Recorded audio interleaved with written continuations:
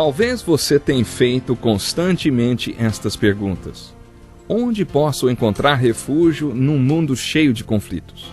Ou, como e onde posso encontrar força para vencer nesse mundo que oferece tantas derrotas? Acompanhe agora com o pastor Edson Bruno mais um programa Encontro com a Palavra.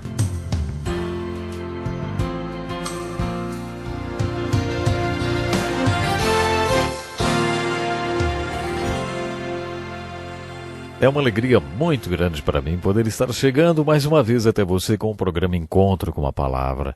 Através deste empolgante curso, já estudamos todos os livros do Velho Testamento. Foram 180 programas. Agora estamos estudando o livro histórico do Novo Testamento, que é o livro de Atos. Pegue sua Bíblia, estude conosco, vamos lá. Através do livro de Atos, estamos estudando as marcas visíveis da igreja invisível. Como podemos saber se a igreja local a qual pertencemos é continuação da igreja do livro de Atos? Atos é o livro da história da primeira geração da igreja. Você está lembrado que em Mateus 16 Jesus prometeu que as portas do inferno não prevalecerão contra a igreja? No último programa aprendemos que uma das marcas da igreja invisível é o ensino. A próxima marca é a comunhão. E eis uma das falhas da igreja hoje. Num típico domingo de escola dominical, às 10 horas, o pastor, todo cheiroso, de terno, gravata, começa a pregar. A igreja também, toda cheirosa e em roupas de igreja, ouve o sermão. Então, depois de ouvirem o sermão, os membros da igreja saem comentando: "Puxa, que sermão bom!" E a coisa para por aí até o próximo domingo, quando todos voltam para mais um culto. Pode ser também que eles assistam o culto pela televisão, porque aí nem precisam se dar ao trabalho de interagir com o pastor ou com os outros membros. As pessoas parece que não querem comunhão. Mas, no livro de Atos, os apóstolos acreditavam que as pessoas na igreja deveriam interagir umas com as outras. De onde eles tiraram essa ideia? Talvez de Jesus, quando ele disse: "Venham e verão." Jesus convidou os discípulos para viverem com ele, para que eles vissem como ele vivia. Vimos isso quando estudamos o primeiro capítulo de João. Os convertidos do dia do Pentecostes tinham comunhão com os seus professores e os apóstolos. A palavra grega para comunhão é koinonia. Sam Schmaker, teólogo americano de Pittsburgh, dizia que comunhão é como dois colegas num mesmo barco. Quer dizer que comunhão é estar no mesmo barco com a outra pessoa, é ter uma parceria, um relacionamento que envolva compromisso. Os apóstolos tinham isso com Jesus, eles tinham comunhão com o Mestre. Lemos no livro de Atos que quando os apóstolos iniciaram o ensino com aqueles que tinham se convertido, mantinham-se unidos e tinham tudo em comum. Esta é mais uma marca da Igreja Universal Invisível, a comunhão. A adoração é a quarta marca da Igreja Invisível.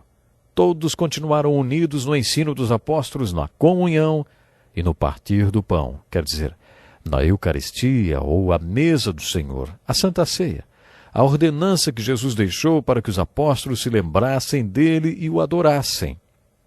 Jesus disse: "Isto é o meu corpo dado em favor de vocês. Façam isto em memória de mim. Este cálice é a nova aliança no meu sangue, derramado em favor de vocês." Os primeiros cristãos se reuniam em koinonia e adoravam a Deus, cumprindo a ordenança da mesa do Senhor. A igreja de Atos era uma igreja que também orava. Como não conseguimos fazer a obra do Senhor sem o poder do Pentecostes, devemos orar e pedir a Deus que nos dê poder. Ore sempre. Se é verdade que você não é, mas Ele é, que você não pode, mas Ele pode, então você deve orar continuamente pedindo poder a Deus. Quem mais poderia ser um vaso através do qual Deus trabalha, senão você, hein? Recapitulando as marcas da igreja invisível de Atos, temos então a missão, evangelismo, o ensino, a comunhão ou koinonia e a adoração. A quinta marca era a oração. Lendo o livro de Atos e o Novo Testamento, identificamos mais 10 marcas da igreja invisível. A unidade é a próxima. A igreja formava um só corpo. Em João 17, lemos que Jesus pediu 5 vezes que os discípulos fossem um. E eles eram um e tinham uma só mente, a mente de Cristo. Eles tinham unidade. A 7ª marca poderia ser chamada de diversidade. Eles tinham unidade, mas não tinham que rejeitar a diversidade. Existem empresas que têm unidade, mas que não toleram diversidade. Esse não é o conceito bíblico de unidade. Isto é uniformidade. Muitas organizações alegam possuir essa unidade e abrem suas portas para que outras pessoas façam parte delas. Mas só que essas pessoas não podem ser diferentes. Elas têm que sacrificar aquilo que é o único nelas para poderem fazer parte daquela unidade. Mas a igreja do Novo Testamento tinha unidade com diversidade. Havia mais uma característica, a pluralidade. Essa é a 8ª marca da Igreja Invisível. As igrejas locais do Novo Testamento sempre tinham pastores, no plural, nunca um único pastor. O conceito de um só pastor na igreja não é bíblico. Havia sempre mais de um pastor, plural, isso mesmo, pastores. Uma pluralidade de pastores. Todo o trabalho da igreja do Novo Testamento era de responsabilidade de todos os membros da igreja. Havia pluralidade nesse sentido, uma pluralidade sadia.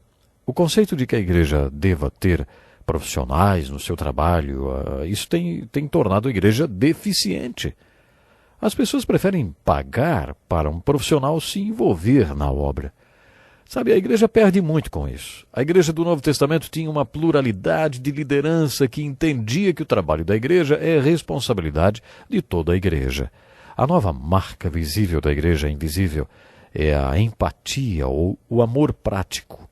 Era isso que o mundo percebia de diferente na igreja do Novo Testamento. Puxa, como eles se amam! Será que as pessoas falam isso da igreja de hoje? Será que posso falar isso da minha igreja?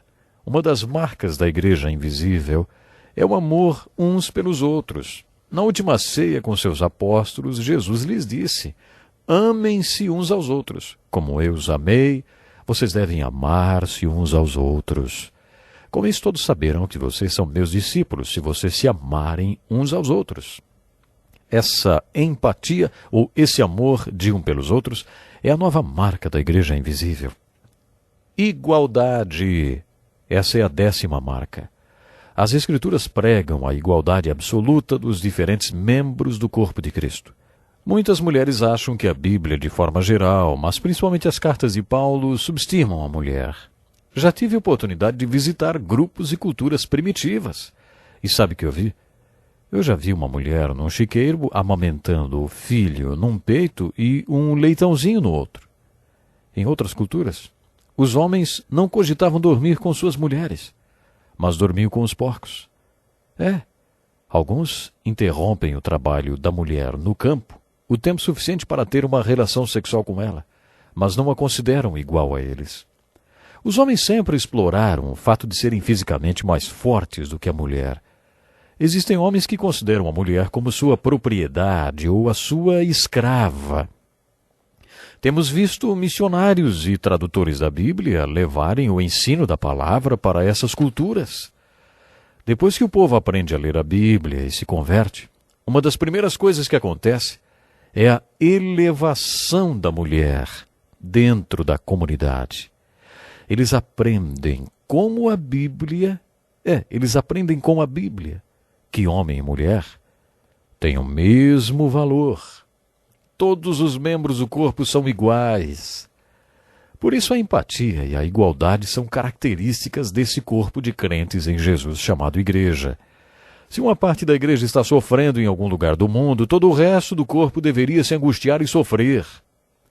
Eu tentei jogar futebol quando estava na faculdade. Uma vez durante o jogo, ajeitei a bola no campo para cobrar uma lateral. Só que quando chutei a bola, que estava sobre uma grande pedra enterrada no campo, chutei a ponta daquela pedra junto e com toda a minha força. Na mesma hora, meu pé inchou dentro do sapato. Arrastaram-me para fora do campo e me levaram para o hospital. O dedão do meu pé estava triturado até a sua junta. Ah, que dor horrível! Enquanto eles cuidavam do meu dedão, eu tinha dores fortíssimas no estômago. A pancada tinha sido no dedão do pé, mas o meu estômago estava doendo também. Eles me disseram que aquela reação era causada pela empatia do sistema nervoso. Tudo está ligado. Segundo o apóstolo Paulo, é assim que deveria acontecer com a igreja. Se o membro sofre, todos sofrem também por causa da empatia entre eles. É assim que deveria ser com a igreja local. Busque na sua igreja local essas marcas visíveis de que a igreja de Jesus Cristo está edificada no meio dos que creem. Procure pelo evangelismo, o cumprimento da grande comissão. Procure pelo ensino, pela koinonia ou comunhão, pela adoração, a oração, pela unidade com diversidade. Procure pela pluralidade, pela empatia e a igualdade. Na sua leitura do livro de Atos, busque pelos padrões que demonstram que a igreja é e deve ser. Existem padrões que devem ser seguidos e devemos buscá-los. Não é sempre que vamos acertar, mas, pelo menos, devemos ter certeza do padrão-alvo que devemos perseguir. O livro de Atos nos mostra, de maneira prática, quais são esses padrões para a igreja local e como ela deve agir. Encontramos muitos outros padrões para a igreja no livro de Atos, além destes 10 mencionados. Por exemplo, perseguições e problemas internos. Esses 2 padrões sempre estiveram presentes na igreja. Costumamos dizer que o diabo passou 3 séculos tentando acabar com a igreja através da perseguição. Como não conseguiu, por volta do ano 313 d.C., ele se infiltrou nela. Foi quando o imperador Constantino abraçou a fé cristã e tornou o cristianismo a religião oficial. A partir daí, todo mundo queria ser cristão. É por isso que no ano 500 d.C., só se conseguiu um emprego no Império Romano se declarasse cristão. Desde esse tempo temos enfrentado um grande desafio. Como diferenciar quem é e quem não é cristão, para o caso de querer atingir só os cristãos? Como saber quem é realmente cristão? Desde que o diabo entrou para a igreja, tem sido difícil dizer quem é e quem não é. Mas observe este padrão. Quando não existe perseguição, o problema aparece dentro da congregação. Procure observar no livro de Atos quais eram os padrões e procure aprender com esse livro histórico do Novo Testamento, porque essas coisas aconteceram a eles como exemplos e foram escritas como advertência para nós, sobre quem tem chegado o fim dos tempos. Você identifica todas essas marcas e padrões na sua igreja local? Ore a respeito disso. Coloque diante de Deus a sua vida e a sua igreja, para que ela tenha todas as marcas da igreja invisível do livro de Atos. Eu conto com você para o próximo programa. Até lá. Que lição importantíssima.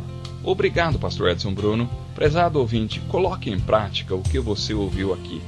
Sem dúvida, sua vida será grandemente abençoada.